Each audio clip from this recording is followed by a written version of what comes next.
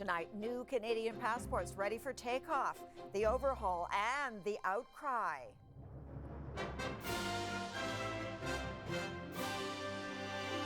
Enhanced security features plus an option to apply online. It would simplify a whole lot more. And the criticism over what's missing. We need more Terry Fox in this country, not less. Counting the orphan oil wells of Alberta, with landowners losing out. Very frustrating that the government isn't doing more. Abandoned and potentially dangerous. Plus, a new breed wins Best in Show. It's Buddy Holly. An historic first in a coveted canine competition. Petite Basset Griffon Vendéen.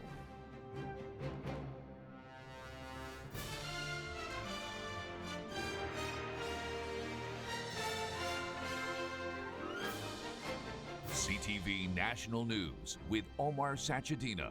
Reporting tonight, Sandy Ronaldo. And good evening. Canadians will soon be packing a brand new item whenever they leave the country, and it comes with some controversy.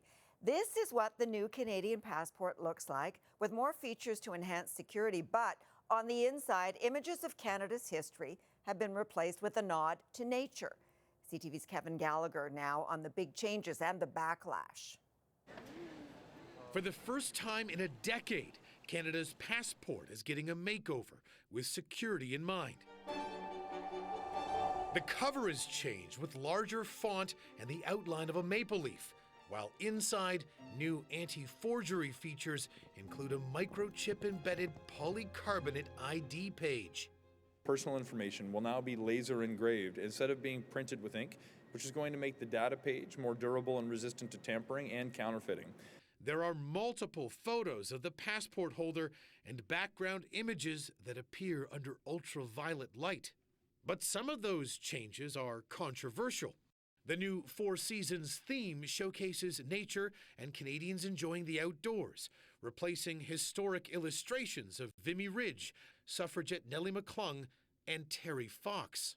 This is the new passport they're so excited about, Mr. Speaker. They erased Vimy Ridge to put in an image of a squirrel eating a nut. Mr. Speaker, while the Conservatives are trying to pick fights here in the House, we're focused on delivering for Canadians.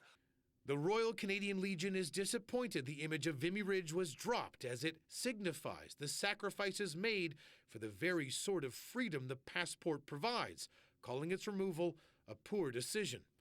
And the mayor of Terry Fox's hometown says hundreds have already called him in disgust. Whoever made this decision needs to give their head a shake. We need more Terry Fox in this country, not less. Changes are coming to the passport renewal process as well. They can be filled out online starting this fall, aiming to avoid painful processing delays many Canadians experienced last year. It will be a lot quicker and easier to process as well because we already have that data in the system. The government insists this new design isn't a swipe at Canada's history and was made after extensive consultations. The updated document is set to roll out this summer. Still, the old standard will remain secure and effective for years, Sandy. Okay, Kevin, thank you. A bigger security presence at the U.S.-Mexico border as hundreds of troops and thousands of migrants brace for the end of a COVID-era border policy. More than 11,000 asylum seekers were arrested for attempting to cross illegally into the U.S. yesterday. A policy called Title 42 that allows officials to expel migrants is set to expire at midnight. Well, just days after the federal government expelled a Chinese diplomat for allegedly targeting a Conservative MP and his family, a parliamentary committee has been tasked with investigating Beijing's intimidation campaign. CTV's Judy Trin reports. All those in favor of the motion will please rise. In a rare show of unity, every MP supported a motion introduced by Conservative Michael Chong. Mr. Chong. Mr. Chong. A parliamentary committee will probe allegations Chong's family was threatened by a now expelled Chinese diplomat, Zhao Wei. But one question still looms. Why wasn't the Prime Minister told about the intimidation tactics 2 years ago when Canada's spy agency first learned of them? Any threat, no matter how low the threshold, no matter how unsavory or unreliable the source, should be elevated if it talks about an MP and their families. Going forward, that will be the story. CSIS has begun scheduling meetings with MPs who are potential targets. Just yesterday, I was contacted by CSIS. Like Chong, NDP MP Jenny Kwan has openly criticized China's human rights record. Kwan doesn't have relatives in Hong Kong or China, but wants to know what level of risk she and her staff face in Canada. I think we should be informed right away and not sort of be unbeknownst to it that you are actually a walking target for a particular country. As more information about Chinese interference comes out, Canada's canola farmers are growing more nervous. After Huawei CFO Meng Wanzhou was arrested, the industry was targeted by 3 years of sanctions. Let's do our best to maintain that relationship. We urge our government to be looking at ways to maintain a predictable market environment. It's a market that's worth billions of dollars to Canada's economy. The probe by the Parliamentary Committee could reveal how many other politicians were targeted and how many other Chinese diplomats were involved. Sandy. Judy, thank you. A protest against human rights violations in Western China interrupted Volkswagen's annual meeting in Germany today. Ich möchte Sie darauf hinweisen, dass The auto giant's chairman managed to dodge some cake thrown his way. The protesters are upset over Volkswagen's plant in Xinjiang province, but the company has said it hasn't discovered any evidence of abuse. There were emotional returns in Alberta today as members of the Sturgeon Lake Cree Nation saw what the wildfires left behind. And everybody's just saying, like, when do we go home? Like, I can't say that. I don't have a home. I lost everything. But I haven't lost this. I haven't lost my husband. 1,600 people were forced from their homes, and the once green landscape is now blackened with char. At least 45 buildings are gone. Traffic is back in other areas like Evansburg, where evacuation orders were lifted, but hot and dry conditions forecast for the coming days are expected to raise the risk of even more wildfires. The fires are the urgent problem right now, but new documents reveal another concern in Alberta. A joint investigation by CTV News and the online news site Narwhal reveals growing unease over contaminated sites and orphan wells left behind by the oil and gas industry. As CTV's Alberta Bureau Chief Bill Fortier reports, the province's energy watchdog doesn't actually know how big the problem is. In Alberta's Brazeau County, giants of the oil and gas industry tower over the prairies, but many of them haven't moved in a while. Some are orphans. The companies that once owned them are gone. My dad moved here in 1919. Bill and Sylvia Flesher have at least 10 orphans on their land. They've lost tens of thousands of dollars in lease payments and gained an eyesore. You know, you're expecting that money to come in and it doesn't come. And we also can't utilize the space in the area that they were. This orphan well is from the 70s. What's left is dangerous to the cattle on Lexia Hansen's property. It's very frustrating, and it's very frustrating that the government isn't doing more to ensure that there's a proper program in place. And a joint investigation between CTV News and the Narwhal found the problem is growing. A Freedom of Information request turned up internal memos from the Alberta Energy Regulator, or AER, the agency that oversees the oil and gas industry. One document from 2019 shows concern that the number of orphan wells could balloon by nearly 500% from 9,700 to 56,000 because of more companies at risk of folding.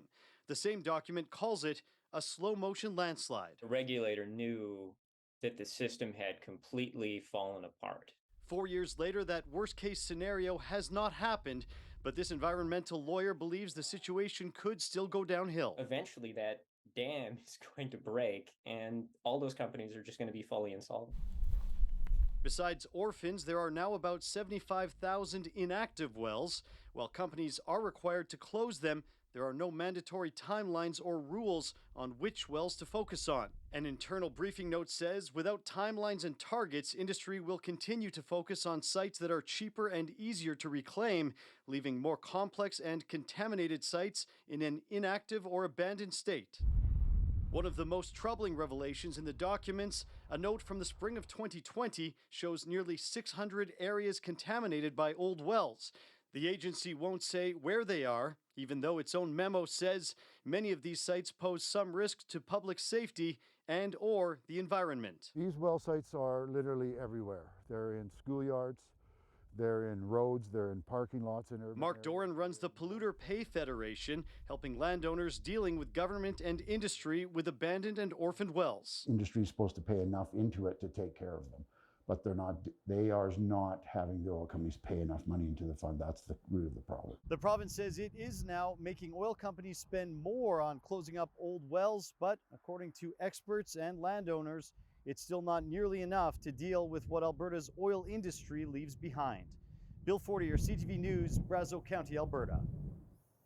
Overseas, there was an escalation of violence in the Middle East, the worst in months, as hundreds of rockets were fired from Gaza into Israel.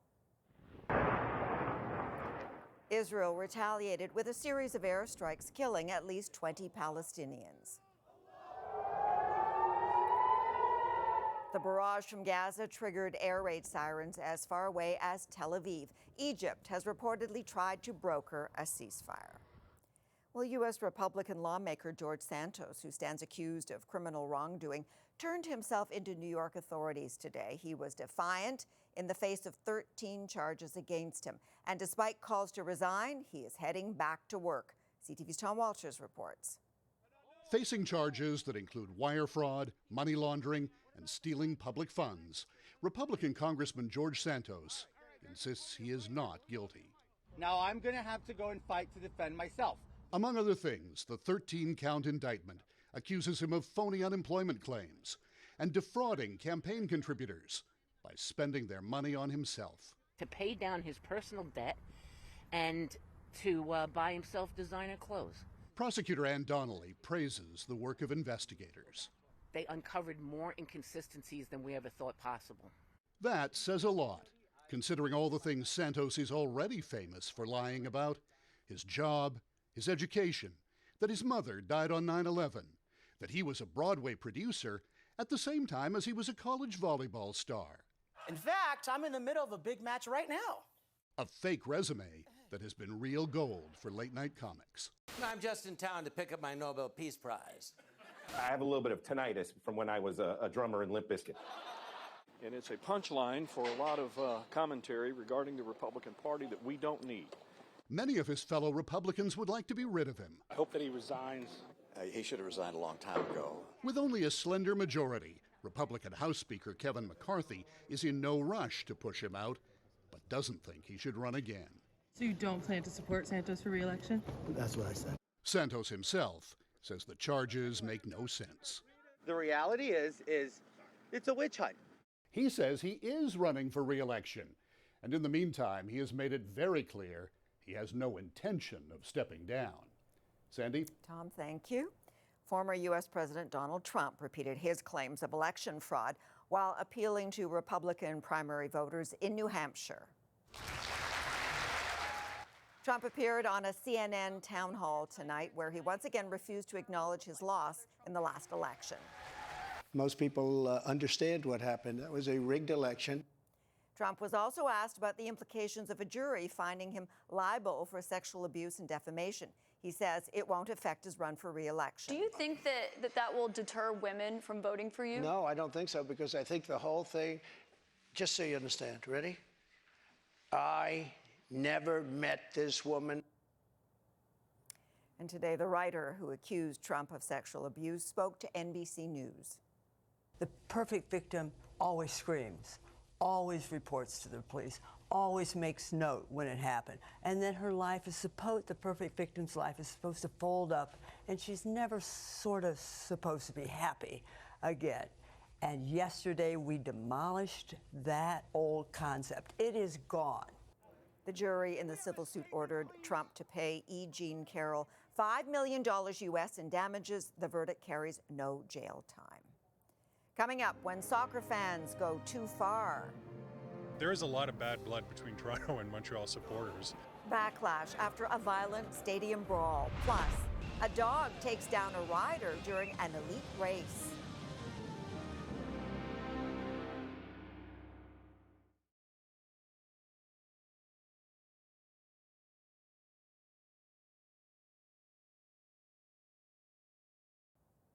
Montreal soccer team has a message for Toronto FC fans planning to make the trek to the City of Saints to see the two teams clash on Saturday.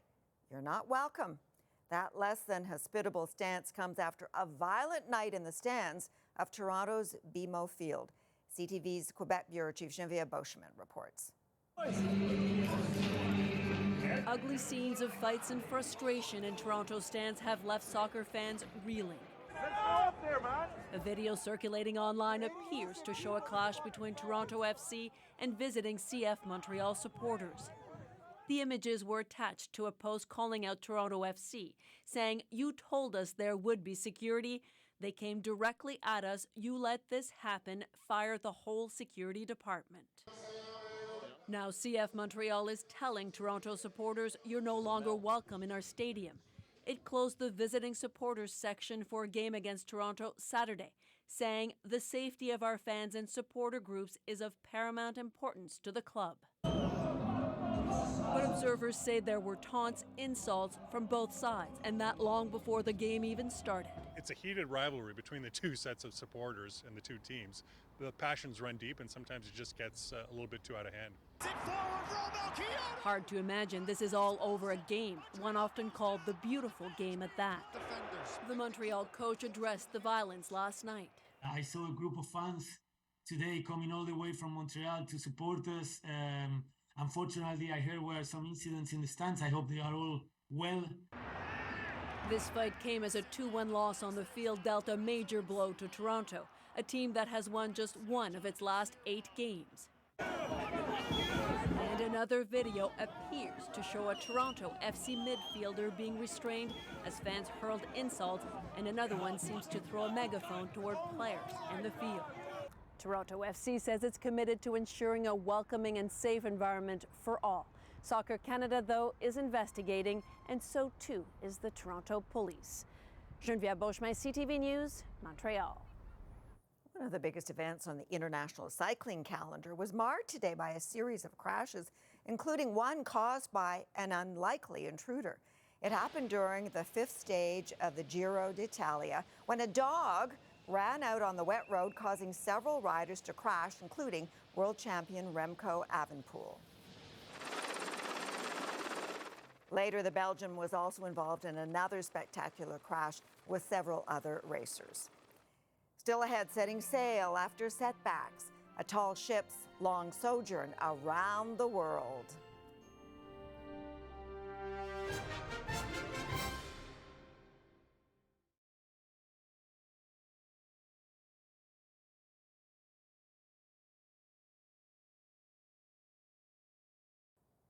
The Blue Nose may be Nova Scotia's sailing ambassador, but the Picton Castle is the province's sail training tall ship.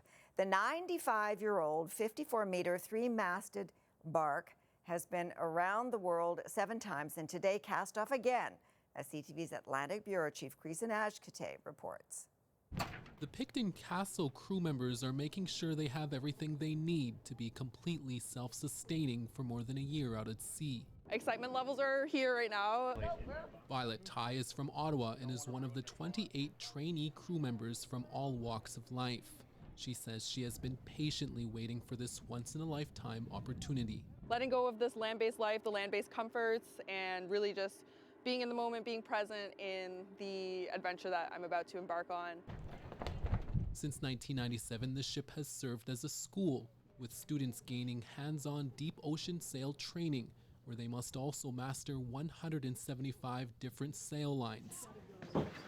Eden Garrett left her home in Denver for sailing after she lost her job during the pandemic. I was working just like an office job as a graphic designer, and I just wanted to do something completely different with my life once I lost that. Built in 1928 as a steam trawler, the 179-foot-long, 300-ton ship was later conscripted into the Royal Navy as a minesweeper during World War II. Today is the culmination of all the work that we have undertaken. 12 professional crew members will be helping the trainees every step of the way. We do trade wind sailing, where we have reliable winds where we can actually sail the ship and along the way stop to take in the cultures. A small crowd of sightseers and family gathered to give the crew a final bon voyage as the ship begins its journey to 20 different locations and back again in 14 months. It's going to be a steep learning curve for everybody, but I feel ready for the challenge. Chris Najkate, CTV News, Lunenburg, Nova Scotia. A major challenge for a crane crew in Australia tasked with getting a $3 million car into a penthouse. They raised the McLaren 57 floors and into the $39 million apartment. It's just a race car, so you can't register on the streets, so it was just sitting in a factory anyway, so I might as well, give it the title it deserves. The 34-year-old owner wants it to be the centerpiece of his home. After the break, it's a dog-eat-dog world when only one can be the leader of the pack.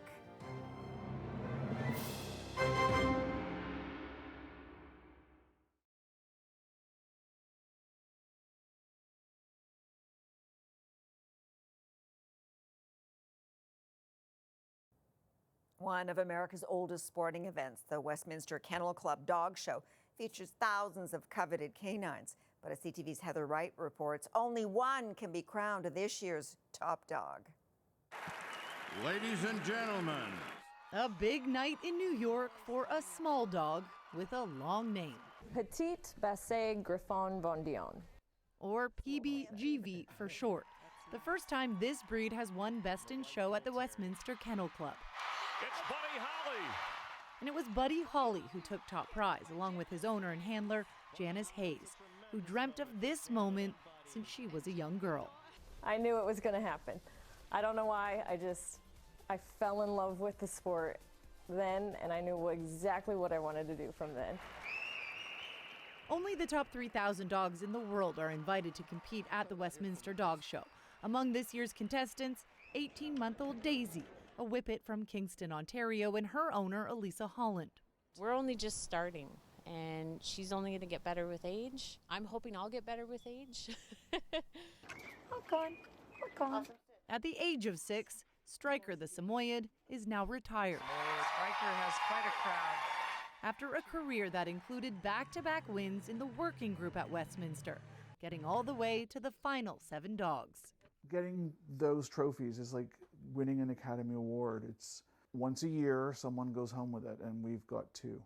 Striker's owner Mark Rolski says his dog was born to show. He enjoyed his job of showing. Like, he really loved it. He really, I think, felt engaged with what he was doing.